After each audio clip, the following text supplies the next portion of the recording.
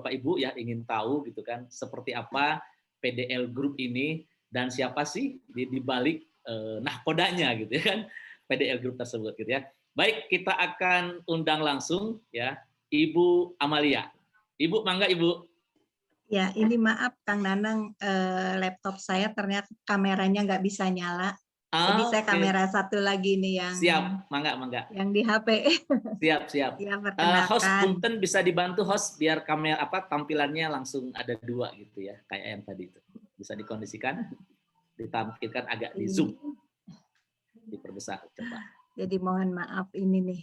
Ternyata terjadi gangguan, nggak bisa kameranya yang satu lagi, makanya saya nyalain kamera yang satu lagi. Barusan betul saya dapat kabar dari Pak Aam, Kang Nanang, bahwa beliau sedang ada khutbah nikah di ini puterannya dari rektor Unpas katanya. Jadi berhalangan untuk tepat waktu. Insya Allah, tapi akan berada di kita hanya agak terlambat. Ya, Bapak Ibu sekalian, perkenalkan saya Amalia yang selama ini mungkin di belakang layar saja ya Kang Nanang ya. Di belakang layar saja karena memang saya ingin yang muda-muda inilah yang akan maju nanti sebagai generasi pengurus di MTA Sifwah. Tadi disampaikan bahwa kegiatan dari MTA Sifwah betul disupport oleh PT PDL, yang mana PT PDL sendiri bergerak di bidang jasa ekspor impor. Jadi kami ini untuk kegiatan kajian-kajian di MTA Sifwah ini, Kang Nanang, alhamdulillah menggunakan dana CSR-nya PT PDL. Jadi kami tidak mencantumkan infak dan sodakoh di player-playernya karena banyak beberapa dari Bapak Ibu sekalian yang menanyakan ini ada infak sodakohnya enggak, bayar enggak. Kalaupun memang akan melakukan menyampaikan sedikit donasinya, silahkan menghubungi saja panitia. Mungkin pada saat nanti untuk kegiatan bakti sosial Kang Nanang akan kita sampaikan kepada yang berhak gitu. Karena MTA Sifwah sendiri alhamdulillah saat ini bekerja sama ya dengan kemarin Wakaf Salman ya Kang Nanang. Kemudian nanti insya Allah dengan Madrasah Keluarga kami juga membantu misalnya di kemudian hari nanti bisa saja dengan Sinergi Foundation yang memang mereka membutuhkan dana untuk kegiatannya, ini silahkan saja. Jadi alhamdulillah untuk kegiatan MTA Sifwah sendiri selama ini menggunakan dana CSR. Karena MTA Sifwah sendiri rasanya agak kurang pas gitu kalau kami harus memungut dana dari publik gitu Kang Nanang. Karena belum berbentuk payung hukumnya tidak ada. Jadi karena saya ini mengetahui di organisasi, jadi untuk memungut dana publik tuh agak-agak ragu-ragu gitu untuk pertanggungjawabannya di dunia maupun di akhirat nanti. Jadi lebih baik kita salurkan saja kepada yang berhak. Mungkin itu yang bisa disampaikan. Saya juga terima kasih kepada Kang Nanang yang selama ini terus mensupport ya kajian-kajian MTA Sifwah. Kemudian Bapak Ibu sekalian juga yang istiqomah terus mengikuti kajian-kajian ini.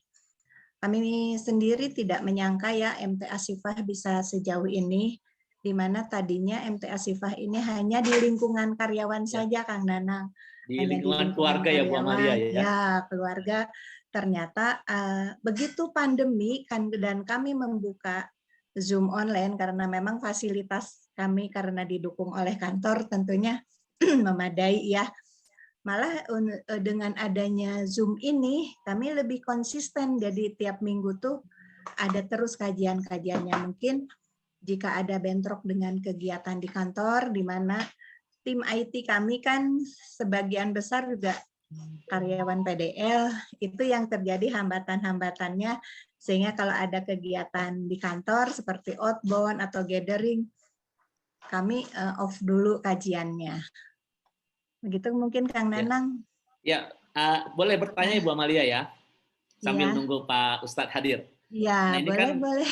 ya, atau mungkin juga boleh juga jamaah yang ingin bertanya juga boleh ya tentang keberadaan Iya, PDL ya. boleh. Nah tadi memang Apa sudah disampaikan di awal sama Bu Amalia, ini berangkat dari lingkungan terdekat yaitu keluarga ya, keluarga ya. di PDL gitu kan. Nah karena memang, nah itu tadi seperti yang di awal saya sampaikan Bu Amalia, ternyata memang pandemi ini membawa hikmah ya. Kalau kita sikapi justru Betul. menghasilkan sesuatu yang luar biasa dan nilainya ibadah. Dan ini Iya. alhamdulillah apa yang dilakukan oleh Majelis Talim Asyifa dengan PDL Group membuahkan Mhm. sesuatu yang memang bernilai pahala. Amin ya Bu ya. Mhm. Seperti itu. Amin, amin ya Nah, rabbal jadi alamin. alasannya Majelis Talim Asyifa terutama tidak Mhm. menerima donasi secara terbuka karena memang dari sisi payung hukumnya belum ada ya Bu ya. Ya, jadi karena saya tuh aktif di organisasi, Kang Nanang Mm, kan, mm, mungkin saya sedikit informasikan, saya sendiri sebagai ketua umum di Ikatan Eksportir Importir, oh sehingga oke. ADART-nya tuh ketika kita memungut dana ke publik, Mm, ADART-nya harus jelas, kemudian nanti yang mengaudit siapa ya, tentang penggunaan uang tersebut. Mungkin berbeda dengan DKM-DKM ya, Kang Nanang, karena ya betul. DKM kan marbotnya ada, Ya, pengurusnya di situ yang memang visabilillah ya mereka di sana. Jadi saya kesimpulan ya insya Allah lah rezeki mah pasti ada kalau ya. kita untuk kebaikan. Jadi alhamdulillah udah 5 tahun ya, hampir 5 tahun nih Waduh. MTA Sifah berjalan terus, dan setiap malam Jumat itu ada kajian tahsin, Hmm, tapi khusus untuk ibu-ibu. Insya Allah nanti mungkin ke depannya bapak-bapak juga, karena ya, banyak permintaan juga. Kami mungkin akan mencari juga guru ngajinya untuk tahsin yang ya. bapak-bapak. Ya, doa dari Bapak Ibu sekalian inilah mungkin MTA Sifah bisa berjalan meskipun dana operasional kita memang supportnya hanya dari PDL saja. PDL. Ya, ya, Dan alhamdulillah sih Kang Nanang ada ya, aja sih rezeki mah gitu ya, ya. ya, Kita ya. dan ada lagi kan kegiatan anak-anaknya juga. Kalau MTA Oh Sifwa iya, ini ada acara dongeng anak dongeng itu ya, nanti. dongeng anak Nah, dan setoran hafalan itu ya. Nah itu gimana ya, ceritanya Bu? Karena yang saya jadi dengar katanya kalau yang setoran hafalan ini ada hadiah menanti untuk anak-anak. Ini menarik nih Bu. Gimana Bu? Boleh diceritakan Bu? jadi gini, saya itu kan pegawai itu umumnya para driver, para Ya, driver yang memang kegiatannya tuh banyak di jalan ya, di ya luaran. betul betul. Nah, ini sebetulnya ide suami sih ya, ide suami ini daripada supir pada nangkring katanya sambil nunggu muatan dibongkar atau muatan dimasukin katanya. Udah kita tantang aja suruh hafalan Ar-Rahman. Hmm. Dalam jangka kurun waktu 1 tahun, ya, yang hafalannya bisa tercapai dikasih bonus 5 juta nih satu Wow, ini. masya Allah luar biasa ya. Jadi kalau hafal Ternyata Ar-Rahman mendapatkan 5 hadiah juta, tunai 5 juta 5 ya, masya juta Allah luar cerita. biasa ya. Ternyata yang dapat istrinya Kang Siva. Baru satu Karena orang Bu ya? istri satu orang. Masya Allah Ya luar karena biasa luar biasa. kegigihan itu. Nah, Iya. itu dan untuk anak-anak karyawan juga, anak-anak karyawan yang memang dia bisa setoran hafalan surat-surat pendek, itu juga kita apresiasi. Sebetulnya kalau dilihat nilai nggak seberapa ya Kang Nanang, tapi saya tuh berpikirannya ini untuk memotivasi aja. Ya, Ternyata betul. uang segini hadiah kadang-kadang misalnya seperangkat alat tulis Ya. atau tas atau apa, dan kita juga setiap tahun ada paket pintar buat anak-anak karyawan. Paket pintar Paket itu pintar, maksudnya apa Bu? paket pintar itu jadi anak-anak yang berprestasi di sekolahnya kita kasih beasiswa gitu Kang Masya Allah. Nanang. Masya Berikut Allah luar biasa. ada sepaket alat-alat tulis dan sebagainya dibagikan, yaitu setoran hafalan juga sering kita apresiasi ya. Ini bentuk kegiatan-kegiatan karena saya berpikirnya aduh gimana ya saya sebagai penanggung jawab, saya takut dihisap nanti gitu. Ini kegiatan belajar untuk karyawan kok kurang gitu. Jadi kalau kita sudah memfasilitasinya, mudah-mudahan saja ya, kalaupun dipaksa gitu ya, karena ini untuk karyawan di absen harus hadir. Dipaksa. Ya, itu harus dipaksa gitu. Saya pikir karena memang saya juga dulu bekerja, waktu untuk belajar agama tuh sangat sedikit. Jadi kita tuh jadi kebalik. Begitu belajar agama nunggu waktu luang. Padahal harusnya dibalik ya. Harusnya belajar agama tuh jangan nunggu waktu luang, kita khususkan gitu waktunya. Nah, dari situlah satu, aduh, kalau saya dihisap gimana nih dengan karyawan sekian puluh, meskipun baru sedikit ya, ada 33 gitu kan. Nanti saya bagaimana? Nah, jadi udah 5 tahun tuh diadakanlah pengajian begitu. Ya mudah-mudahan saja saroleh ya pegawai-pegawai PDE. Itu harapannya. Dan untuk jamaah MT Asifah juga dapat terus menjalin kerjasama. Itu aja. Nah ini luar biasa Bu, kayaknya kalau PDL buka lowongan, kayaknya yang daftar banyak banget Ibu. Karena programnya bagus-bagus ya, apalagi yang tadi setoran hafalan tadi kan, dengan nominal wow luar biasa ya, hafal Ar-Rahman dapat 5 juta gitu ya. Baik Bu Amalia, tadi di awal sudah disampaikan sama Bu Amalia, jadi memang operasional untuk Majelis Taklim Asyifa menggunakan dana CSR dari perusahaan PDL ya. Nah ini bukan mungkin ya, ini adalah sebuah sarana untuk bersedekah ya, supaya memang mudah-mudahan apa yang dikeluarkan menjadi jariah gitu ya. Nah hanya mungkin untuk itu kepada jamaah ya Majelis Taklim Asyifa yang selalu senantiasa mengikuti kajian kita, Bu Amalia mungkin dan kita semua ya, tentunya mendoakan gitu ya, apa yang dilakukan aktivitas PDL terutama selalu diberikan keberkahan oleh Allah Subhanahu wa taala. Tapi memang betul Bu Amalia, karena memang kan matematika manusia dengan matematika Allah itu berbeda. Kalau matematika manusia kan 10 dikurangi 1 9. Tapi kalau matematika Allah 10 dikurangi 1 jadi 700 gitu ya, seperti itu. Jadi nggak ada cerita kita bersedekah, iya. Nggak ada tuh orang bersedekah jatuh miskin, tidak ada. Justru orang yang bersedekah makin banyak sedekahnya, malah makin banyak rezekinya, seperti itu gitu ya. Karena luar biasa sedekah sekali itu ya sama dengan investasi kan Kang Nanang, sebetulnya sama dengan investasi kita. Akhirat.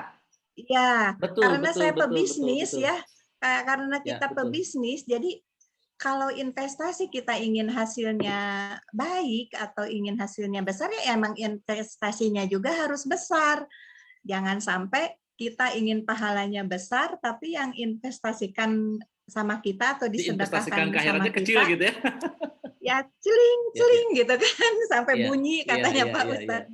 Nah itu mungkin betul. harapan dari saya ya gitu Kang Nanang, mudah-mudahan dari mungkin di antara para jamaah MT Asyifa ini saya sampaikan, ada yang ingin belajar tentang ekspor impor juga boleh Kang Nanang. Terbuka ya. Ada ya terbuka ya. Kalau untuk jamaah MT Asyifa mah gratis. Kalau orang lain mah bayar. Tuh, Masya Allah luar biasa. Jadi silakan buat Bapak Ibu ya yang ingin belajar, cara ekspor impor ya, bisa langsung hubungi panitia Asyifa ya, gratis luar biasa ini. Gratis. Selain dapat ilmu akhirat, ilmu dunia tentang ekspor impor pun juga disediakan oleh PDL Group ya Bu ya. Luar biasa. Jadi mudah-mudahan lah bisa ilmu yang saya dapat itu bisa juga ditularkan untuk yang lain. Pahamnya sudah ada belum ya? Berarti ini Bu Amalia, apa yang diajarkan oleh gurunda kita ya, guru-guru kita tentang apa yang namanya harta, ternyata betul ya Bu Amalia. Harta yang kita dapatkan itu dibagi 3 ya Bu Amalia. Harta yang kita makan itu jadi kotoran. Kemudian harta yang nanti kita tinggalkan dipastikan jadi rebutan gitu kan. Tapi insya Allah kemarin minggu lalu kita sudah belajar fikih tentang waris ya. Ternyata Islam pun mengatur sedemikian luar biasa bagaimana harta yang ditinggalkan itu tidak jadi rebutan. Dan ini yang luar biasa, harta yang kita sedekahkan itu yang akan ikut kita ke akhirat nanti. Makanya betul tadi yang Bu Amalia sampaikan, ini adalah dalam rangka investasi akhirat. Karena ini pasti investasi akhirat. Jadi kan sedekah itu tidak hanya berupa uang ya Kang Nanang, dengan Bapak Ibu sekalian berkontribusi ikut kajian, mendukung kajian-kajian MTA Syifa, meramaikan, memakmurkan masjid, juga itu bagian dari sedekah.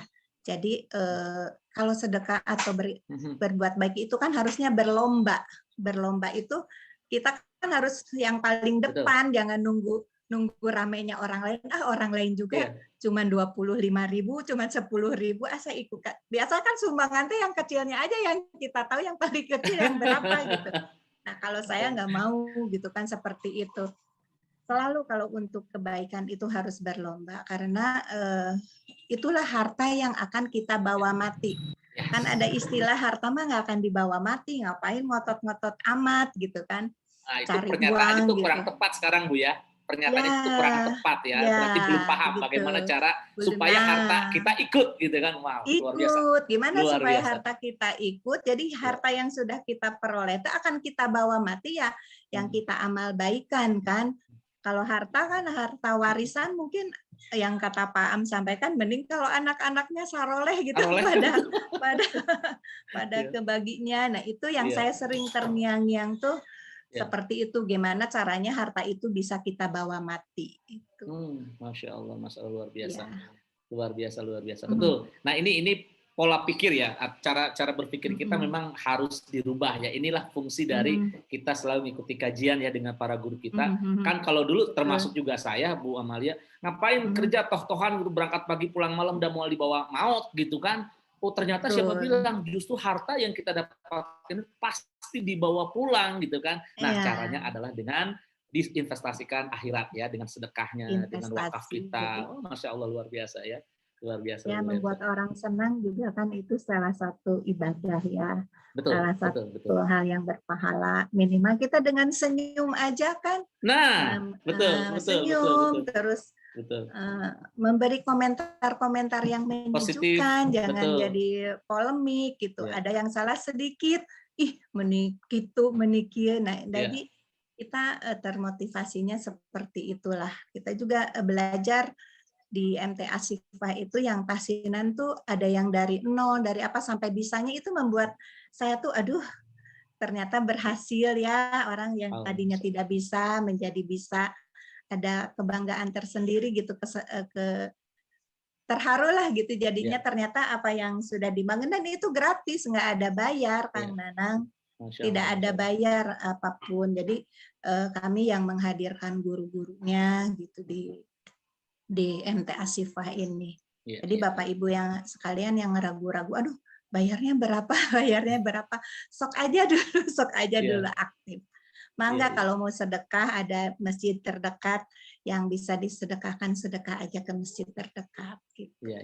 Nah ini konsep sedekah pun juga tadi di awal disampaikan sama Bu Amalia. Jadi buat Bapak Ibu jangan khawatir, aduh sekarang saya belum punya gitu kan. Justru di saat tidak lapang ini harus dibiasakan untuk bersedekah. Bahkan kan sedekah bukan hanya dengan harta aja ya Bu ya, boleh dengan tenaga, bahkan sedekah terkecil dengan senyuman ya. Nah dengan senyuman seperti ini pun juga sudah sedekah untuk orang lain ya. Jadi jangan khawatir, jangan hariwang gitu kan.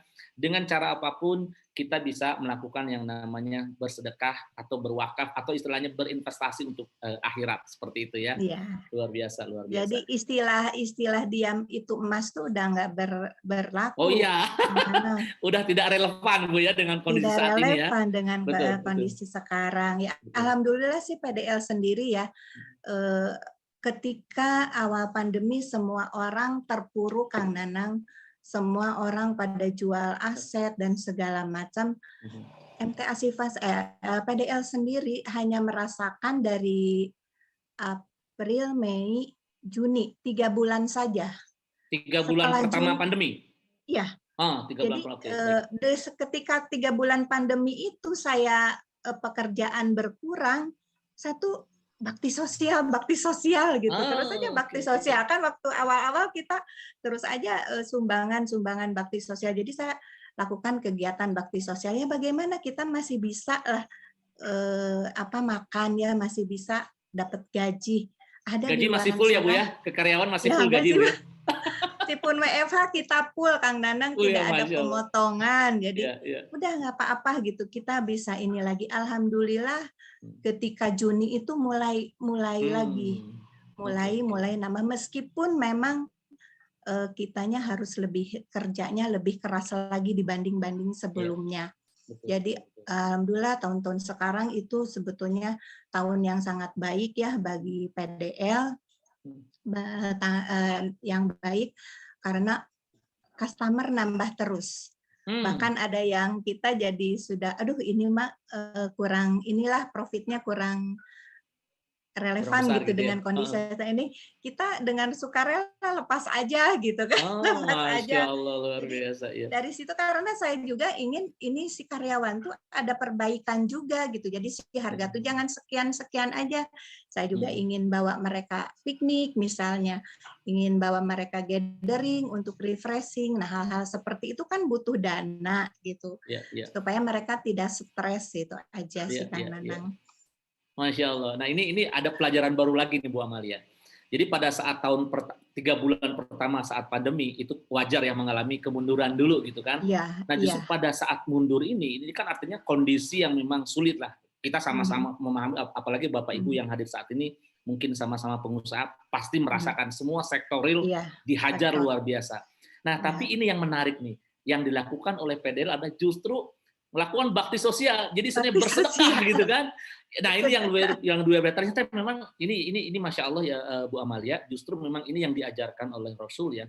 Di saat kita susah, justru jangan mengeluh gitu kan. Di saat kita susah adalah dengan cara apa? Bersedekah. Ya sama halnya juga yang diajarkan oleh guru-guru kami.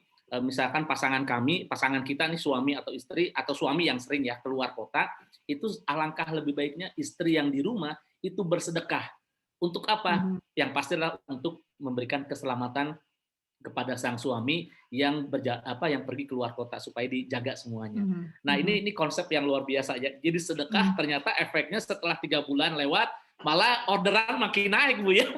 Iya, tadinya juga harapannya nggak berharap kita jangan terlalu muluk-muluk ya. Jadi sedekahnya baru segini mintanya banyak gitu kan. Saya juga hanya ingin membantu saja gitu, membantu ini gimana apa yang bisa kita lakukan. Jadi PDL sendiri kan sudah berdiri 11 tahun Kang Nanang. Masya Allah, ya. Ketika kita 11 tahun masa kita harus berkeluh kesah dengan yang hanya sekian tahun gitu kan. Jadi ya kita harus terus inovasi kreatif. Nah di situ yang kerja sama tim itu betul-betul kita harus saling bahu-membahu gitu supaya ini kita terus si ordernya tuh jalan yang karena kami di bidang jasa artinya kan kepuasan pelanggan tuh harus diutamakan. Kita jaga dan betul. Tim itu harus kita jaga juga dan alhamdulillah teman-teman juga banyak yang support gitu kan. Teman-teman saya juga soalnya Kang Nanang customer dan di PDL ini untuk entertain-nya Kang Nanang satu lagi tidak diajak karaoke, tidak diajak kemana-mana, tapi diajak kajian. Masalah ya. Saya entertain-nya, ayo kajian, ayo yang kajian, ayo ngaji. Iya, yang terakhir saya ikut entertain tadabur alam malahan Bu ya. Kita berkunjung ke pesantren, gitu. Pesantren yatim piatu ya. Nah, jadi tadaburnya ke pesantren. Jadi kita tuh mensyukuri apa yang sudah kita peroleh. Karena kalau tuntutan misalnya upah pengen naik demo, seperti kita tuh nggak punya Tuhan gitu, nggak punya Allah bahwa segala sesuatu rezeki itu udah ada jatahnya masing-masing gitu, nggak perlu diminta, pasti datang sendiri. Tapi apa yang bisa kita lakukan ya harus kita lakukan. Jangan hanya mau di atas aja si tangan di bawah saja menadah gitu. Kita harus ada terus di atas gitu Kang Nanang. Itu pengalaman ya, ini mah saya bukan cerita sebagai ustazah atau penceramah ini tapi minimal ini berkaitan Bu dengan materi yang kita lakukan sekarang bekerja dunia dan akhirat. Nah ini menarik Bu ya. Saya kupas lagi sedikit Bu ya. Ini Bapak Ibu mohon maaf mudah-mudahan ya dengan jadi talk show ini kan sambil menunggu Pak Ustadz hadir ya. Tapi insya Allah dan ini talk show-nya nggak kita rencanakan ya Bu Amalia karena kan ini kan memang acaranya tentatif kondisional karena Pak Ustadz belum hadir. Jadi untuk ada spare waktu ini ya lebih baik kita isi dengan sesuatu yang memang bermanfaat. Balik lagi Bu Amalia, tadi 3 bulan pertama yang dilakukan adalah justru melakukan bakti sosial, bersedekah. Nah ini saya ingat sekali guru-guru yang disampaikan oleh ke kita ya. Ternyata memang kalau kita kejar dunia, ya dunia dapat, tapi akhirat nggak dapat. Belum tentu dapat, bahkan nggak dapat sama sekali.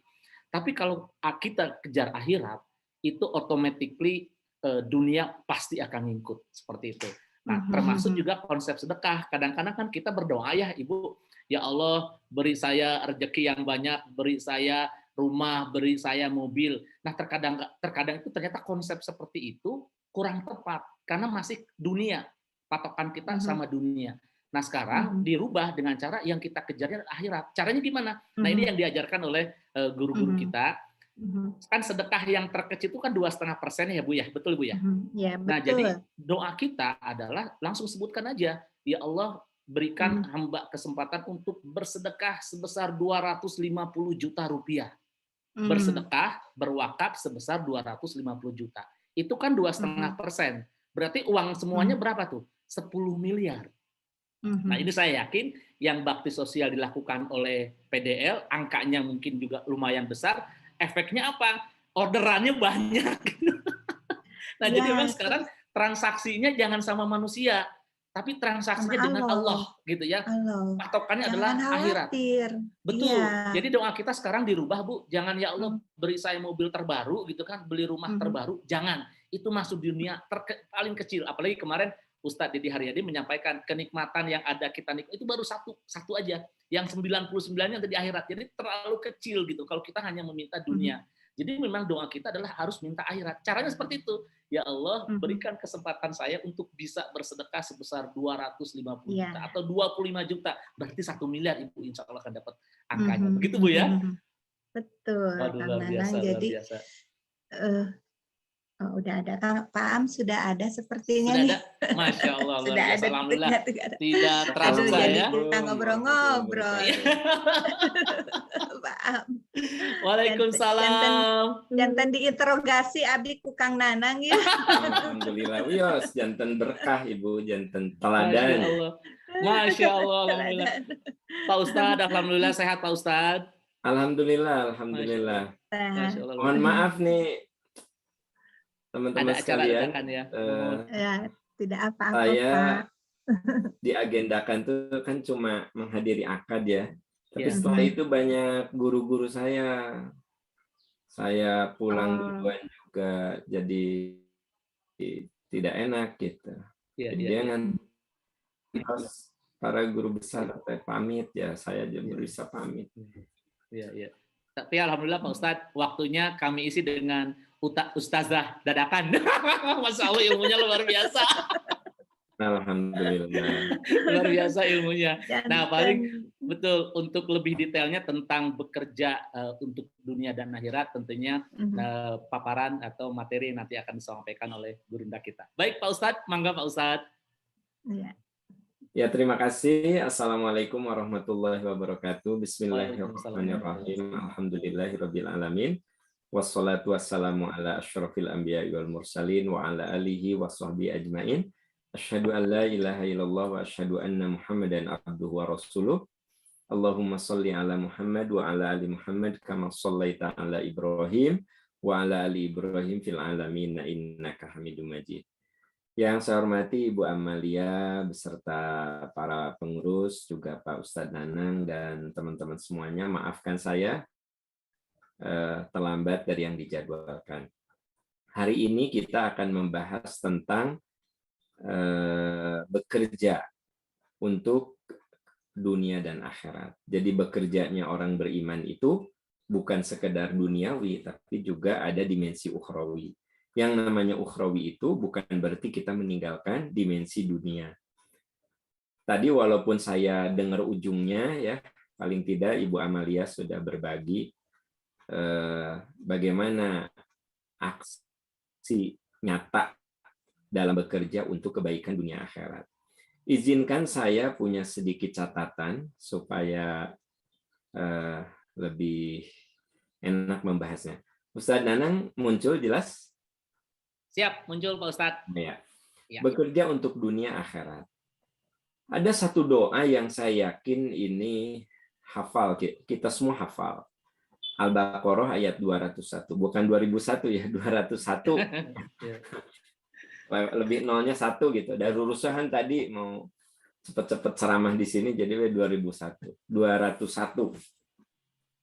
Wa minhum may yaqulu rabbana atina fid dunya hasanah wa fil akhirati hasanah wa qina adzabannar. Coba perhatikan, di antara mereka ada yang berdoa.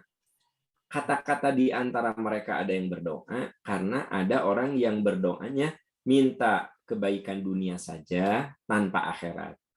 Ada yang minta kebaikan akhirat saja tanpa dunia.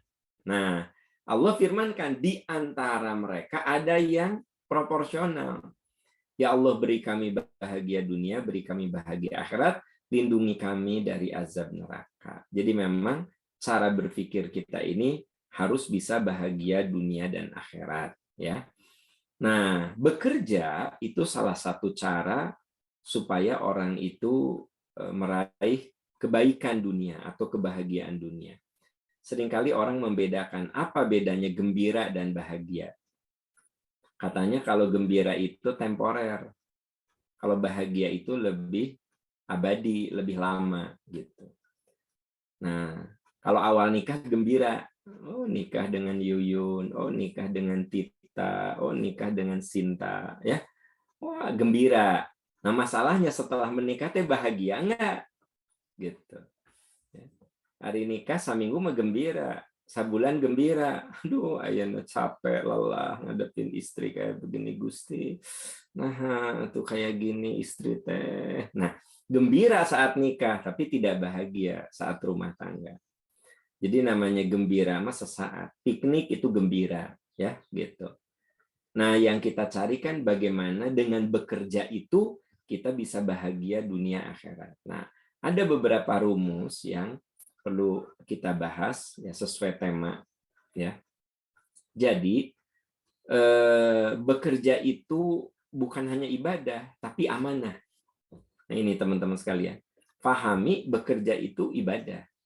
Banyak orang yang bilang, Pak Am terangin ya bahwa ibadah, kerja itu ibadah. Saya bilang kerja itu bukan sekedar ibadah tapi amanah.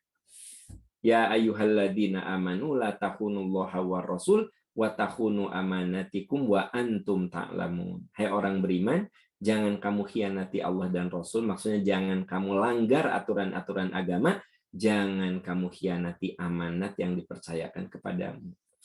Jadi Bapak Ibu yang punya pekerjaan itu amanah. Saya karyawan di satu usaha amanah. Ya. Pak Nanang punya perusahaan itu amanah gitu. Pak Am saya mah dia cuma ibu rumah tangga, ya itu amanah gitu. Pak Am saya mah cuma punya warung kecil, ya itu amanah gitu. Pak Am saya mah jualan online, nah itu amanah gitu. Jadi kita harus menempatkan bekerja untuk dunia akhirat itu bekerja sebagai bagian dari ibadah dan dalam waktu yang bersamaan kita menempatkannya sebagai amanah kehidupan. Nah, ternyata amanah yang ada di pundak kita ini kadang awalnya bukan pilihan kita. Tadi saya ngobrol dengan senior saya, beliau umurnya udah 70 tahun, cerita. Dia bilang, "Dah saya mah dulu teh gawe di Pemda atau Am," gitu. Oh gitu, Prof. Nah, itu. Iya, saya teh tahun 80 teh di Pemda. 5 tahun saya kerja di Pemda. Jadi dosen. Padahal waktu itu dosen, aduh, gajinya kecil banget. Gitu. Tapi jiwa saya itu ngajar, kata beliau. Akhirnya udah jadi pegawai negeri. Beliau ini sudah jadi ASN, sudah pegawai negeri di Pemda. Kemudian keluar jadi dosen dengan gaji yang sangat minim gitu. Tapi karena beliau mengatakan bahwa dosen itu passion saya, jadi guru itu kesukaan saya, walaupun gajinya kecil, saya bahagia dengan apa yang saya kerjakan. Sampai akhirnya beliau, karena dosen mah kudu S2, sekolah S2. Dosen mah kudu sekolah di sekolah S3. Bahkan sekarang beliau sudah profesor. Beliau cerita sama saya bahwa saya jadi dosen itu mah amanah yang Allah titipkan pada saya. Dari kudu nama saya itu udah pensiun, udah kerja di Pemda. Beliau menyebut beberapa nama yang sekarang sudah pensiun. Tah itu teh seangkatan Akang Yi cenah. Si ini, si ini, si itu seangkatan. Nah, Akang mah ayeuna cenah masih jadi profesor, masih ngajar, masih aktif gitu. Saya bilang, "Oh iya, Prof." Jadi maksud saya begini, kita ini bekerja di mana, dalam apa, itu tuh amanah. Allah ngaresti garis takdir. Saya nggak tahu ya, Bu Amalia itu awal cita-citanya dengar-dengar jadi dokter kandungan, ya kan, gitu, Bu Amalia. Ya, Bu Amalia dulu teh cenah cita-cita nanti dokter kandungan. Nah, ayeuna nguruskeun apa? Trailer. Trailer sok. Naon hubungannya eta kandungan jeung trailer? Ya kan? Ngurusin Gitu. kontainer gede Pak Ustadz. Kontainer mobil-mobil gede gitu kan. Gitu. Iya betul. Istri saya mah kalau di tol aya mobil gede gitu, awas papa, papa. Ya, jangan di belakangnya, jangan di sampingnya. Bingung saya, jangan di belakangnya, jangan di sampingnya, ya kan gitu. Ada disalip dan di depan pintu, awas ayah, ya, biarin dia orang lain dulu gitu ya. Jadi kalau jatuh ke kiri ke batur, jatuh ke kanan ke batur. Kabayang Bu Amalia itu cita-citanya dokter kandungan. Nah, jadi nguruskan mobil-mobil kontainer gede-gede gitu, sok. Naon sih. Jadi sebenarnya semua orang itu ada garis takdirnya, ya, ada garis takdirnya. Karenanya pahami bahwa kalau kita bekerja apa itu tuh amanah. Jadi ini kan kita temanya kerja untuk dunia akhirat. Bukan sekedar ibadah, dan ibadah yang udah pasti ya, amanah. Gitu. Itu kudu amanah. Sok Anda beli di online ya kan. Kalau orangnya amanah, yang jualannya amanah senang. Ya. Kalau dia bilang 10 menit direspon 10 menitnya benar. Ya. Terus kalau misalnya dia bilang kalau ada cacat, keluhan, akan kami ganti. Benar diganti, kan gitu. Kalau kita membeli ke pedagang yang amanah, kita akan senang, kita akan mengulanginya lagi gitu. Coba di toko dia ada produk apa saja. Kan kemarin Ibu beli payung, ya kan gitu. Oh, aya paniti, beli kan aya nama paniti ya. Jepitan, payung, sendal jepit, semua pakai online. Pasti Anda pilih yang jualannya amanah. Jadi Bapak Ibu, sahabat-sahabat tercinta, bekerja untuk dunia dan akhirat itu mulai dari suatu kerangka pikir bahwa hidup itu, bekerja itu, yang sekarang jadi profesi kita itu adalah amanah. Paham dah, saya mah nggak punya profesi apa-apa, cuma ibu rumah tangga. Ya itu teh pekerjaan yang mulia. Ya, melahirkan anak-anak yang soleh dari rumah Anda itu tuh amanah. Makanya saya suka sedih kalau di reuni, "Adik kamu apa?" "Nah, aku mah jadi ibu rumah tangga." Jadi itu pede gitu, ya kan? Kalau Ibu Amalia mah kan pedenya. "Teteh, ayeuna apa?" "Ih, saya dapat amanah ini." Oh, cerita kalau Bu Amalia pasti pede kan gitu. Tapi ayah, "Adik kamu nah?" "Aku mah eta we ngurus barudak." "Ya apa atuh da aku mah, apa atuh da aku mah." Nah, Ibu teh kudu pede. Alhamdulillah saya dapat amanah jadi menteri dalam negeri di rumah saya. Ya, mendidik anak-anak, memanage keuangan, ya, membuat makanan yang bergizi supaya anak-anak sehat. Aduh, amanah aku teh banyak deh. Nah, gitu, Bu. Nah, urang mah kieu we biasa Bu RT, Bu RT. Naon sih? Ya, Anda teh jadi ibu-ibu teh meni teu pede pisan. Nah, biasanya kalau orang yang bekerja mah pede. Kamu di mana? Ih, aku teh dosen. Ayeuna teh aku teh dapat amanah jadi wakil dekan aku teh. Oh gitu. Wakil dekan, wakil dekan. Nah, kan gitu. Adik kamu? Iya, aku teh kepala cabang. Cabang mana? Bank Syariah. Anu di ujung Berung kan kepala cabangnya teh aku. Oh, pede kalau kerja formal gitu ya. Tapi kalau jadi ibu rumah tangga apa? Nah, kumaha kieu we biasa we kieu da atuh da. Nah, katanya ngumpul teh yang ibu rumah tangga deui kan gitu. Ngumpul teu pede gitu ya. Bu, yang saya ceritakan ngarang apa nyata? Mitos apa fakta? Nah, Pak. Nah, jadi kita itu kudu melihat bahwa apa yang kita kerjakan, apapun, pahami itu amanah. Nah, supaya kita bisa menempatkannya menjadi sesuatu yang indah. Oh, ini amanah aku nih, gitu. Bapak Ibu, ada bekerja untuk dunia akhirat. Saya nyebutnya adab saja. Ya, akhlak kalau dalam bahasa agama. Pertama, bertanggung jawab. Mulai dari situ. Ini sebenarnya merupakan dasar dari amanah itu. Bertanggung jawab. In ahsantum li anfusikum, wa in asatum falaha. Jika kamu berbuat baik, berarti kamu berbuat baik untuk dirimu sendiri. Dan jika kamu berbuat buruk, berbuat jahat, kerugian kejahatan itu untuk dirimu sendiri. Jadi apapun kita, bekerja apapun di mana, profesi apapun kita, amanah apapun yang ada di genggaman kita, nomor satu, bertanggung jawab. Ya, aduh, bertanggung jawab deh. Selalu dari Senin ke Senin tuh GoFood sampai jadi anak sultan. Kan gitu. Nanang kan eta teh aya level-level na Pak Nanang ya kan Iya, gitu betul, ya. betul. Nah, Betul, betul. ibu di dieu mah jigana rata-rata geus anak sultan. Gitu. Ya kan? Itu ada level-levelnya dari mulai level apalah saya nggak ngerti ya gitu. Iya. Nah, hari nu belanja GoFood tiap makan sarapan pagi GoFood, makan siang GoFood, malam GoFood ya kan gitu. Nah, pertanyaannya apakah itu bagian dari tanggung jawab? Ya kalau ibu riweuh sibuk ngurus anak, oke. Henteu, ibu mah riweuh kulantaran mengikuti drama Korea. Duh, ya drama Korea di jam 10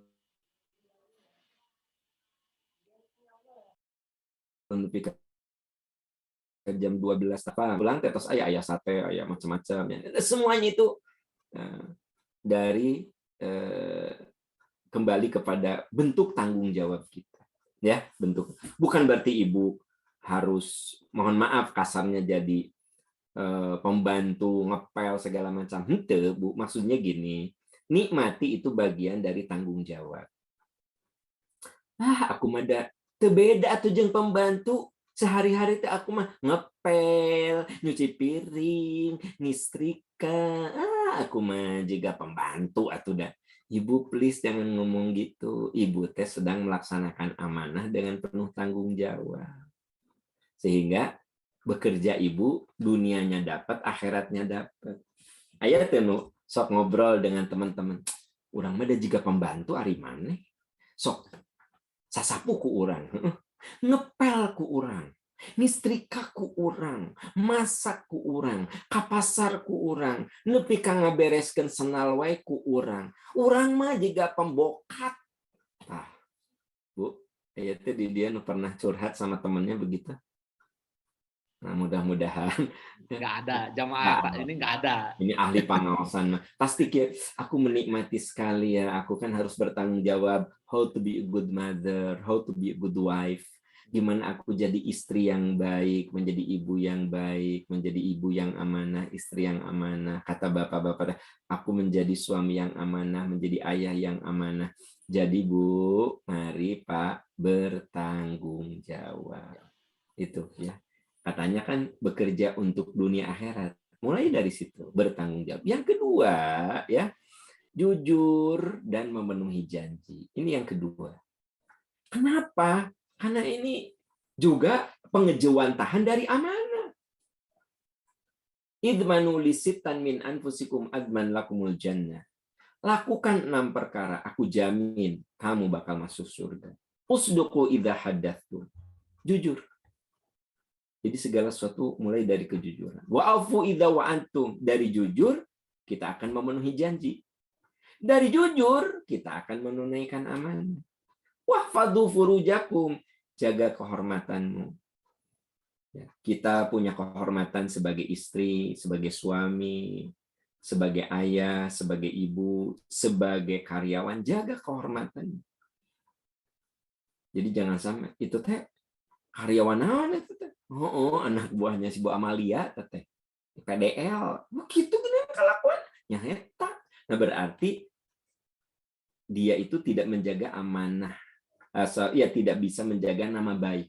Wahfadzu furujakum, tidak bisa menjaga kehormatan. Wa ghuddu absarakum, jaga pandangan. Jangan sampai pandangan kita negatif. Milikilah pandangan yang positif, optimistik. Wa kuffu aydiyakum, jaga tanganmu dari kesewenang-wenangan. Nah, ini yang kedua. Jadi kalau kita bekerja untuk kebaikan dunia akhirat, mulai dari kerangka berpikir bahwa pekerjaan kita itu amanah dan pengejawantahannya dalam bentuk tanggung jawab, jujur. Terus apa? Meningkatkan kompetensi. Idza wusidal amru ila ghairi ahlihi fantadiris sa'ah. Kata Nabi, bila suatu urusan diserahkan kepada yang tidak punya kompetensi, tunggu kehancurannya. Jadi kita ini dalam bekerja harus meningkatkan kemampuan kita. Kita dapat amanah di bagian pemasaran. Belajar terus bagaimana menjadi pemasar yang ulung. Kita punya pekerjaan di bagian keuangan. Belajar terus. Itu namanya meningkatkan kompetensi. Jadi ibu juga begitu kan. Apalagi jadi ibu sekarang, aduh kudu pintar Bu. Benar. Dan anak-anak sekarang mah geningan beda ya, dengan kita dulu. Cucu saya, umur 3 tahun, ayo sini, ayo nih, sholat sama Aki. Kadang dia manggil Aki, kadang manggil Abah, ya. Manggilnya, saya itu dipanggilnya Abah. Tahu Abah apa? Aki bahagia, Pananang. Apa Abah teh? Aki bahagia. Aki bahagia, aki bahagia. Aki bahagia gitu ya. Aki tapi ente aki gitu ta ya. Jadi penting sama Aki. Digendong di mall teh kuat gitu ya. Entah untuk bapak-bapak rajin olahraga, jaga kondisi fisik supaya mun incu minta digendong teh masih kuat ngagendong. Ya kan? Mun incu ngajak main lompat ka ditu, lari ka ditu, loncat ka ditu masih kuat. Mulai Aki mah teu kuat. Nah, gitu ya. Oke. Ayo nak. Sayang, ayo yuk sholat sama Aki, Doa. Tahu nggak? Dia ngangkat tangan dia baik sholat. Aki, kenapa harus doa? So, budak 3 tahun. Mengapa harus doa? Naon jawabannya? Halo? Kalau Pak Nanang nanya ke saya, Ustadz, kenapa harus doa? Enak saya ngajelaskan anak. Iya budak 3 tahun. Anak 3 tahun. Ayo doa. Aki, mengapa kita doa? Mengapa? Ayo makanya yang benar. Kenapa? Jadi budak ayeuna mun disuruh teh nanya, kenapa? Salah itu pertanyaannya? Nggak salah. Yang salah seringkali jawabannya. Kan gitu.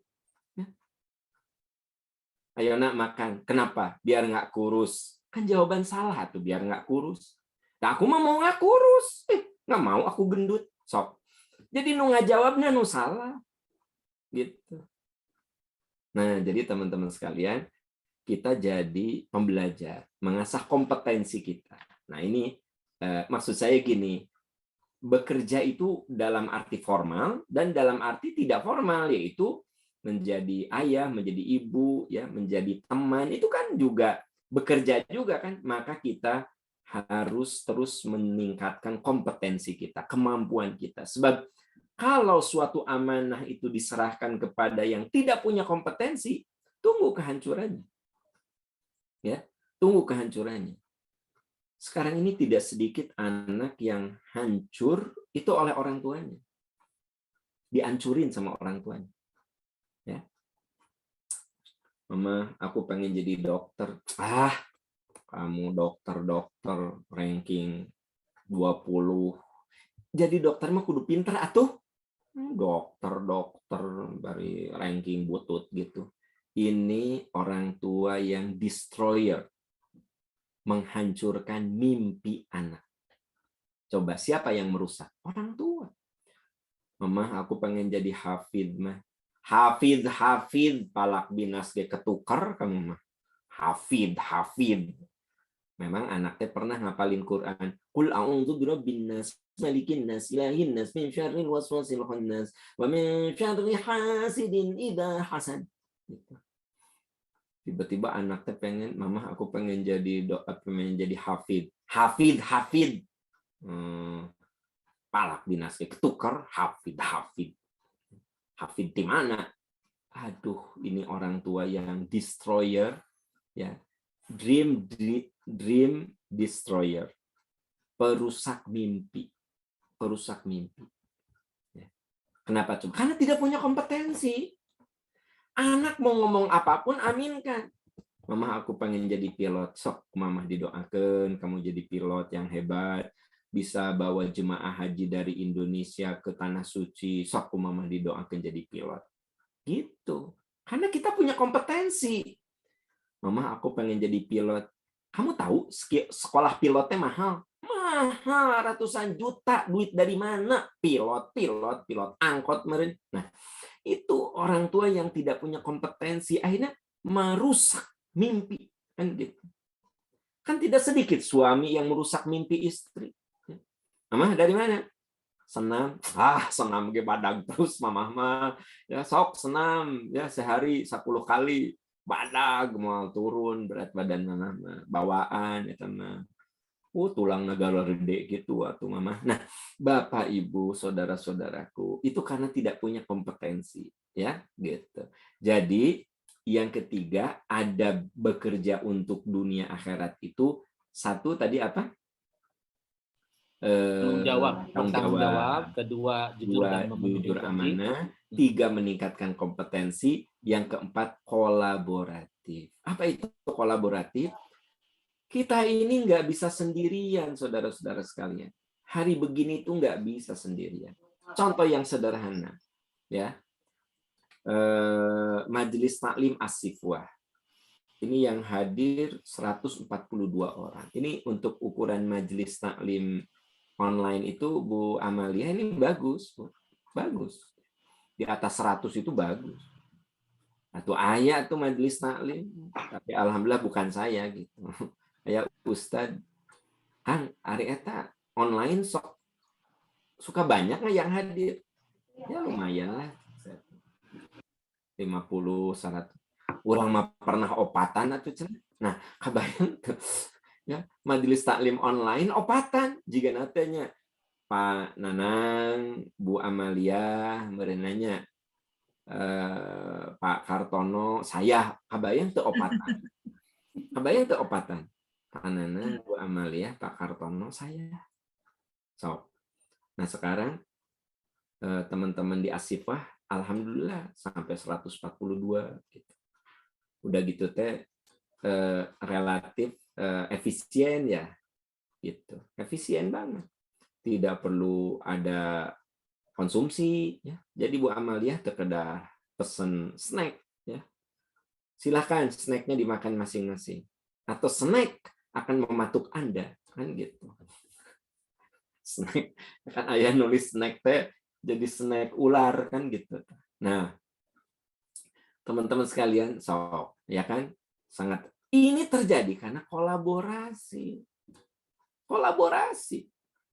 Jadi sebenarnya bekerja itu baik. Islam mengajari kita bekerja yang bagus itu yang jama'i. Tahu jama'i? Bekerja sama. Enggak single fighter, enggak sendirian gitu. Enggak sendirian. Jadi dengan demikian bekerja untuk dunia akhirat itu jangan lupa bekerja sama dengan orang lain, berkolaborasi dengan orang lain, ya, berkolaborasi. Sebab tidak ada kehebatan kecuali di dalamnya banyak tangan dan banyak pemikiran. Harus di situ. Jadi kalau saya memindahkan meja oleh berdua sama Pak Nanang, beratnya luar biasa. Tapi begitu diangkat ke 10 orang, mungkin saya mah cuma, ayah lurus, belok, lempengkan.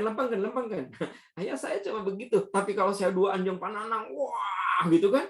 Karena ke 10 orang, nah meja teh, saya mah cuma markirin aja. lurus terus, iya lurus. Nah, udah cukup, bagus, lempeng. Nah, bahkan ada yang cuma begitu, ya. Yang 10 orang juga tidak terlalu merasa berat. Yuk biasakan bekerja itu kolaborasi.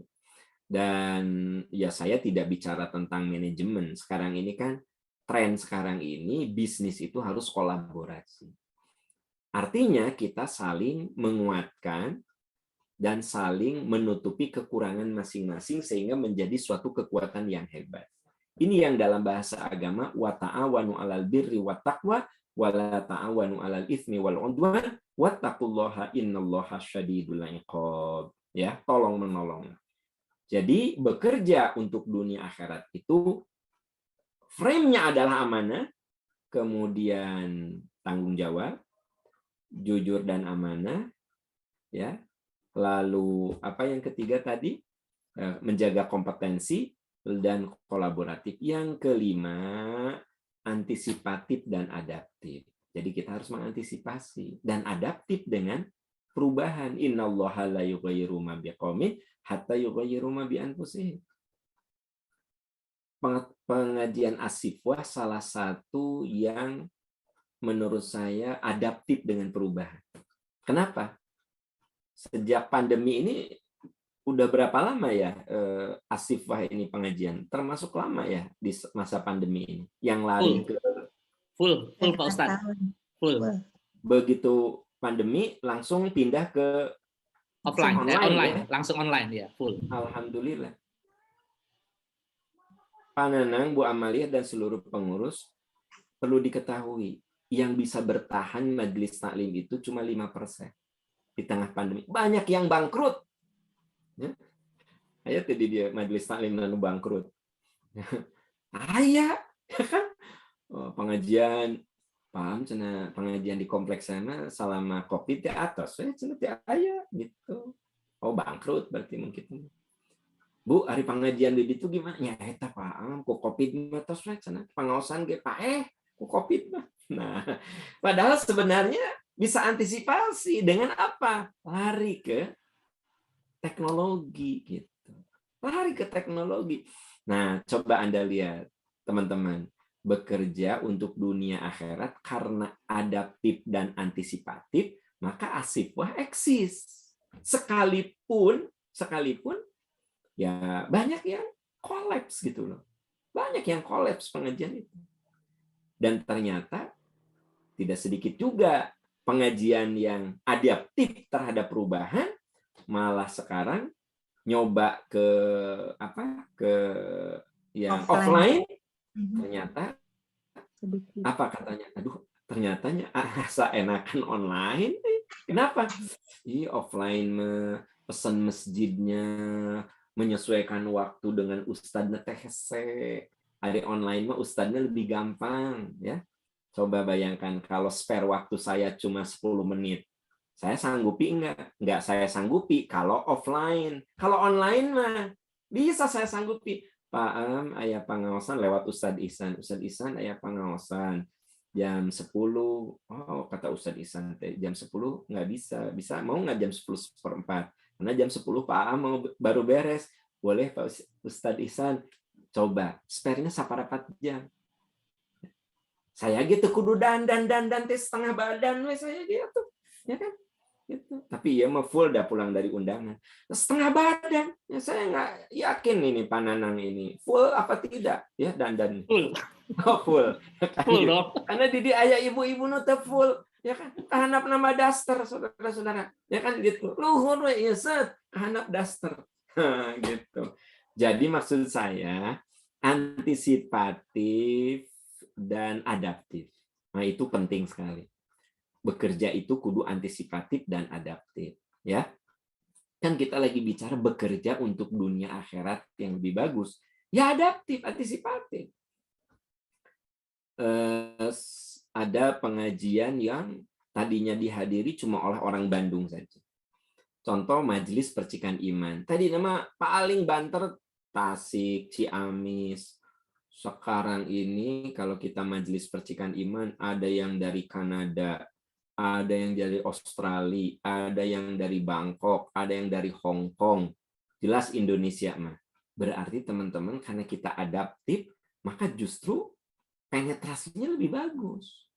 Nah ini Pak Ustadz Dana, dari 143 ini kan boleh jadi bukan semuanya Bandung ya. Betul, betul Pak Ustadz. Ada dari Bali, Cirebon juga ada ini. Tuh, dari Bali, Cirebon. Ya. So, pengajian di TSM tuh orang Bali, Cirebon mau gitu datang? Mau, asal sama Bu Amalia disediakan tiket dan hotel. Ya kan? Mau. Tapi kalau nggak disediakan tiket dan hotel sama Bu Amalia mah, jauh-jauh di Bali cuma dengerin Ustadz Aan. Nggak sih, orang mah dengerin di YouTube kan, nonton di YouTube tuh, kan gitu. Ya. Nah, jadi Bapak Ibu, teman-teman sekalian, bekerja itu harus adaptif dan antisipatif, ya, supaya kita bisa memanfaatkan teknologi yang ada. Nah, yang berikutnya menjaga harmoni.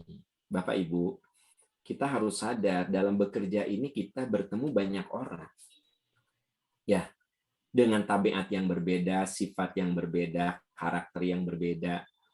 Maka tugas kita itu mengharmonikan perbedaan-perbedaan itu. Nah, Bu Amalia itu menakodai berapa orang itu. Coba, harus bisa mengharmonikan. Oh, si ini mah tabiatnya gini, kudu gini. Si ini mah tabiatnya gini, kudu gini. Gitu. Mengharmonikan. Gitu. Saya punya teman, kalau disebut namanya pasti Anda hafal ya. Beliau ini pengusaha hebat. Wah, bisnisnya di mana-mana. Tapi juga rumah tangannya hebat. Karena istrinya juga 4, kan gitu. Jadi ini bisnis hebat, rumah tangga hebat gitu ya. Kan aya rumah tangannya istrinya hiji geger terseok-seok. Wah, berdarah-darah istrinya hiji. Iya mah istrinya 4. Ya. Sukses, pengusaha sukses. Sejahtera, istrinya 4, katanya disejahterakan. Nah, saya bilang, Pak Haji, itu gimana tuh memanage ya, istri? Ya, Ustadz Aam, saya punya 1.200 outlet di seluruh Indonesia. Saya manage semuanya dengan penuh harmoni. Saya punya 4 istri. Ternyata memanage 4 istri lebih berat daripada memanage 1.200 outlet. Naon butang barare begitu naon. Nah, ya saya kan lagi cerita. Saya ngobrol, ya Pak Haji, saya bilang, kode Pak Ustadz. Kode. Pak Haji luar biasa, saya bilang. Sekarang udah punya berapa outlet? Nah, kemarin itu 1.200. Katanya. Sekarang saya sudah bikin diversifikasi bisnis saya. Nah, karena beliau ada terang-terangan, artinya ya, 120 outlet, 4 istri. Nah, Pak Haji, itu gimana memanage 1.000? Sistemnya jelas kalau itu. By system, saya manage semuanya. Dan gampang. Yang susah itu memanage 4 istri, Ustaz. Ya, susah memanage 4. Jadi Pananang, sekiranya manajemen istrinya kurang kuat, hiji we. Hiji we Pananang. Nah, saya mau ngomong apa? Harmoni. Harmoni. Jadi mengharmonikan orang yang ada kaitan dengan batin, rasa, itu lebih susah. Tapi mengharmonikan dengan logika itu gampang. Kan kalau beliau itu punya 1.200 outlet seluruh Indonesia, bahkan ada yang di Malaysia dan ada di Jeddah, ya. Pakai apa? Logika. Logika. Semuanya by system. Bisa dia manage. Beliau bisa manage. Tapi memanage 4 kepala yang dilibatkan di dalamnya rasa, hati. Liur, saudara-saudara sekalian. Jadi ternyata dalam bekerja itu lebih mudah mengharmonikan suatu yang logis ketimbang mengharmonikan suatu yang bersifat emosional. Nah, tapi kalau kita bekerja, mari kita lakukan menjaga harmoni secara logika, ya. Karena manusia itu tercipta kan berbeda-beda. Ya ayuhan nas inna khalaqnakum min dzakari wa untha wa ja'alnakum syu'uban wa qabaila lita'arafu inna akramakum indallahi atqakum. Disiplin. Nah, jadi ternyata kesuksesan itu tidak lepas dari kedisiplinan. Makanya Allah berfirman wal asri demi waktu innal insana lafi khusrin, sesungguhnya manusia itu dalam kerugian kecuali orang yang mengisi hidupnya dengan iman dan amal soleh serta berkomitmen dalam kebaikan dan kebenaran.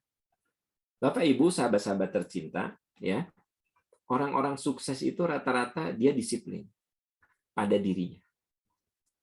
Contoh, di sini ada yang sedang sekolah nggak? Sedang kuliah lagi? Ada? Coba disiplinkan untuk sesuai tepat waktu.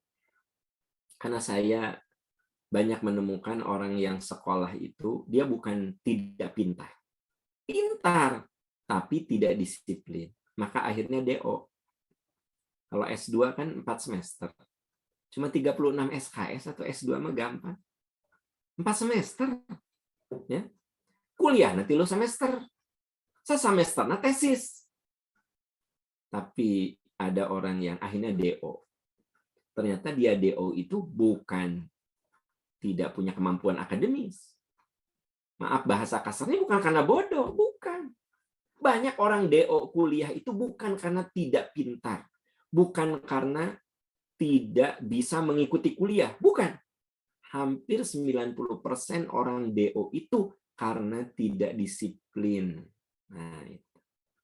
Biasa tesis makanya tesis kudu nasa semester iya 7 semesternya DO atuh. Waktu zaman belum COVID, pas ketemu dengan saya, sampai di mana tesisnya? Sampai di mana kuliah? Tesis, Ustadz, mohon doa. Ramadan berikutnya, dia jadi moderator lagi. Gimana? Udah selesai S2-nya, masih tesis, Ustadz. Nah, Ramadan itu tesis, Ramadan iya tesis. Ya. Ramadan berikutnya, gimana? Sudah selesai kuliah. DO, Ustadz, DO. Nah, teman-teman, ternyata banyak orang gagal itu bukan karena tidak pintar, tapi tidak disiplin. Jadi seringkali pekerjaan kita, reputasi kita buruk karena ketidakdisiplinan. Ya. Nah, kemudian yang berikutnya, yang ke-8, terencana. Semua direncanakan dengan bagus, semua dimanage dengan bagus. Ya ayyuhalladzina amanu taqullaha, ya orang yang beriman takwa kamu kepada Allah, wal tandur nafsu ma qaddamat liqad. Hendaklah kamu mengevaluasi apa yang telah dilakukan oleh kamu agar hari esok kamu lebih bagus, ya. Semuanya terencana, terukur, sistematis. Ini kan kita lagi bicara tentang bekerja untuk dunia akhirat. Harus terencana. Dan pantang menyerah. Ya ayyuhalladzina amanu sabiru wasabiru warabitu wattaqullaha la'allakum tuflihun. Hai orang beriman, sabar kamu, kuatkan kesabaranmu, waspada kamu dari bisikan putus asa, takwa kamu kepada Allah agar kamu sukses, agar kamu beruntung. Jadi kita pantang menyerah. Karena rata-rata orang yang berhasil, ya, itu dia melewati berbagai penderitaan. Jadi kesuksesan itu harus dibayar dengan sakit. Apa, Bu? Kesuksesan itu harus dibayar dengan sakit. Kayak Ari Pananang, tangannya berotot, ente Pananang berotot. Perutnya sedikit, Pananang six pack apa one pack? Pananang six pack. One pack. Oh, nah. Coba Bu, Ibu, halo Ibu. Coba suami Ibu yang perutnya six pack.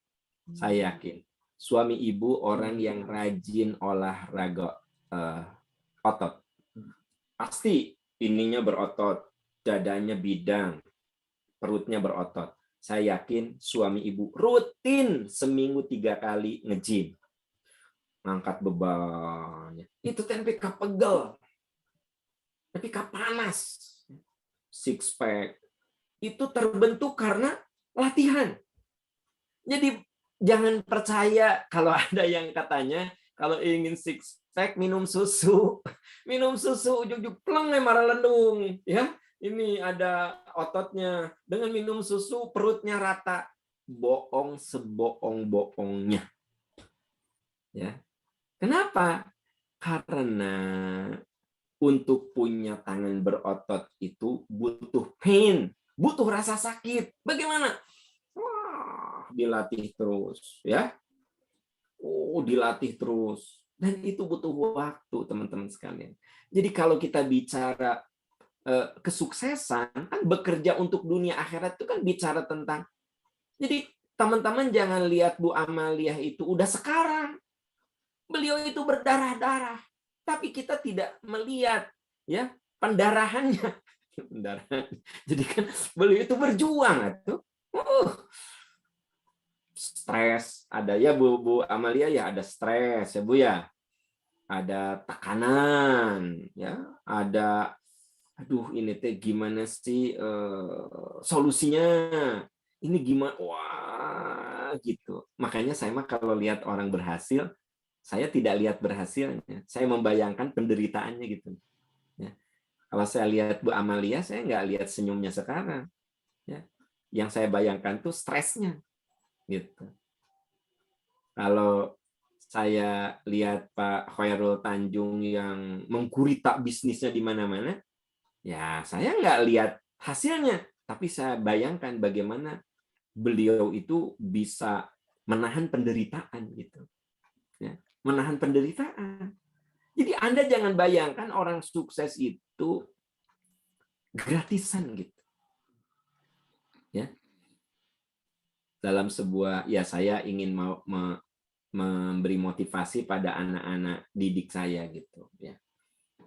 Pak Aam, ini Pak Aam menulis 32 buku. Itu gimana Pak Aam? Ya saya bilang ya kita harus bayar dengan kurang tidur.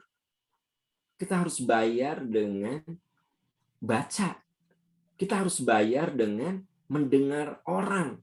Kita harus bayar dengan mengubah-ubah redaksi yang sudah kita tulis. Saya udah tulis nih. Saya baca lagi di depan komputer. Enakan. Ganti deh. Baca deh. Enakan. Udah. Besoknya dibaca deh. Tambah ngaco. Tulis lagi. Sampai ada yang satu halaman itu bisa selesai 2 hari. Gitu. Waktu saya menerjemahkan Al-Quran, itu lebih dahsyat lagi. Ya. Ada satu ayat yang saya belum bisa menemukan kalimat yang tepat. Saya baca referensi itu, baca referensi ini, baca referensi itu, enggak ketemu juga. Ya. Jadi orang taunya ujug-ujug Quran Mu'asir. Iya, saudara-saudara, Quran Mu'asir. Iya, gitu ya. Terus ada buku saya, apa lagi? Tafsir Al-Hikmah. Ya. Ujug-ujug segini aja. Pak Am berapa halaman? Yaitu 400. Bisaan 400 halaman. Jadi cuma udah jadinya. Ada buku baru yang saya tulis sekarang yaitu Mukjizat Doa.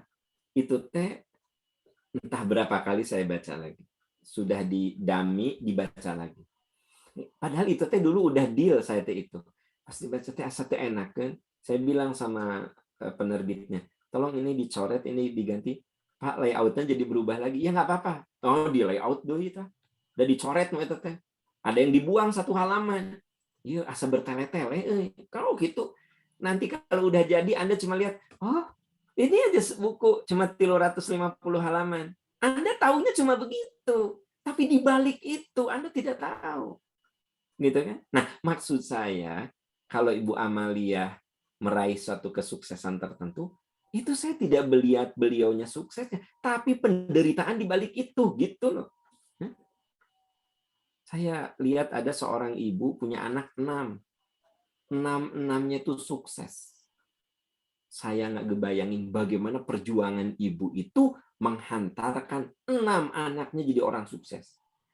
Saya bukan cuma lihat hebatnya si ibu itu, bukan, tapi bagaimana ibu itu berjuang ya supaya anaknya sukses semuanya. Jadi teman-teman sekalian, kalau Anda lihat sebuah kesuksesan, tataplah penderitaan di balik kesuksesan itu gitu. Maksud saya. Jangan cuma sekedar lihat suksesnya. Ya. Jadi di belakang layarnya itu luar biasa gitu. Persistence. Bapak Ibu, bismillah kita jaga amanah, melangkah secara harmoni untuk meraih keberkahan dalam bekerja. Ya. Itu. Ustaz, punten yang poin 8 terencana itu dalilnya tidak terlihat. Kalau nggak salah surat Al-Imran ayatnya nggak terlihat jelas, terlalu ke bawah. Punten Pak Ustaz. Yang nomor 8. Terencana. Nah itu tuh tidak terlihat. Surat apa tuh? Di bawahnya. Yang mana? Bentar.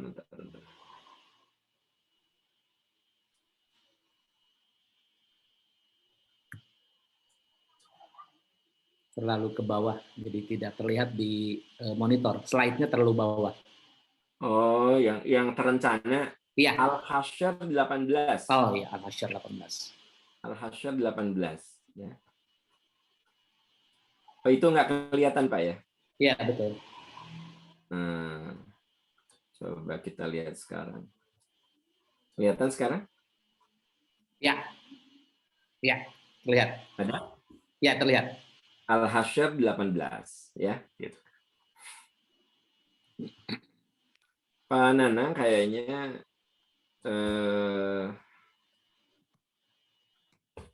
nggak ada tanya jawab juga, nggak apa-apa kali ya? Ya, nggak masalah. Siap. 11 ya. Gitu. Masya Allah, betul. Karena kasihan nih, banyak ibu-ibu yang udah nggak sabar nih, pengen Pak Am ngomong, wae udahan atulah, udah setengah 11. Nah, ya Pak Am baru masuk setengah 11, kita mah dari jam 9 loh Pak. Nah gitu ya. Jadi 1 jam juga cukup lah ya untuk hari ini. Tidak ada tanya jawab. Ya, maafkan saya kalau tadi terlambat, maafkan saya. Masya Allah, luar biasa Pak Ustadz, ilmu yang baru saja kita dapatkan, pencerahan yang luar biasa. Ada baiknya saya akan coba ulas kembali apa yang disampaikan oleh gurunda kita tentang bekerja dunia dan akhirat. Betul, pertama tadi dibuka bahwa selama ini kan paradigma kita adalah bekerja itu ibadah. Ternyata ada satu lagi, dan amanah. Nah ini luar biasa. Bahkan tadi disertakan dengan dalilnya, yaitu Quran Surat 8 ayat 27. Dan ternyata supaya bagaimana bekerja ini betul-betul menjadi ibadah dan amanah, itu ada adab yang harus kita lakukan dalam bekerja. Nah, ada 9 poin tadi yang sudah disampaikan. Yang pertama adalah bertanggung jawab, kemudian jujur dan memenuhi janji. Nah, ini yang poin kedua juga luar biasa, hadis riwayat yang disampaikan oleh Rasul.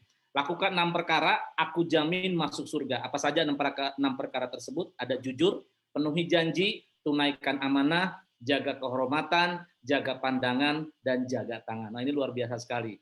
Kemudian yang poin ketiga itu meningkatkan kompetensi, yang keempat kolaboratif, yang kelima antisipatif dan adaptif, yang keenam menjaga harmoni, yang ketujuh disiplin, kedelapan terencana, dan yang kesembilan pantang menyerah. Nah, ini luar biasa kalau 9 poin ini kita aplikasikan dalam kehidupan sehari-hari, tentunya dalam bekerja. Ini menjadi menjadi sesuatu yang luar biasa, selain mendapatkan ibadah dan tentunya amanahnya akan terus kita pegang. Betul seperti itu Pak Ustadz ya? Betul. Luar biasa. Baik Pak Ustadz, karena memang waktunya juga sangat terbatas, terima kasih sekali lagi dengan segala aktivitas kepadatan yang dilakukan oleh Pak Ustadz. Pak Ustadz tetap meluangkan waktu ya untuk terus memberikan pencerahan kepada kita. Dan alhamdulillah pagi hari ini banyak ilmu dan hikmah yang bisa kita dapatkan, sehingga ini jelas menambah wawasan ilmu kita dan tentunya untuk lebih mendekatkan diri kepada Allah Subhanahu wa taala. Amin, luar biasa. Amin, ya. Baik Pak Ustadz, untuk penutup pertemuan ini, mangga untuk berdoa Pak Ustadz. Iya Bapak Ibu, sahabat-sahabat yang Allah muliakan, mari kita akhiri taklim kita dengan memanjatkan doa. Allahumma inni as'aluka bi anni asyhadu annaka antallah la ilaha illa antal ahadus samadul ladzi lam yalid wa lam yulad wa lam yakul lahu kufuwan ahad. Rabbana zalamna anfusana wa illam taghfir lana wa tarhamna lanakunanna minal khasirin. Rabbana ighfir lana dzunubana wa israfana fi amrina wa tsabbit aqdamana wansurna 'alal qaumil kafirin. Rabbana hab lana min azwajina wa dzurriyyatina qurrata a'yun waj'alna lil muttaqina imama. Rabbana atina fid dunya hasanah wa fil akhirati hasanah wa qina adzabannar. Subhanaka rabbika rabbil izzati amma yasifun wa salamun 'alal mursalin. Amin ya arhamar rahimin. Amin ya rabbal alamin. Walhamdulillahi rabbil alamin. Wassalamualaikum warahmatullahi wabarakatuh. Waalaikumsalam warahmatullahi wabarakatuh. Demikian. Terima kasih. Atur nuhun Pak Ustadz. Alhamdulillah.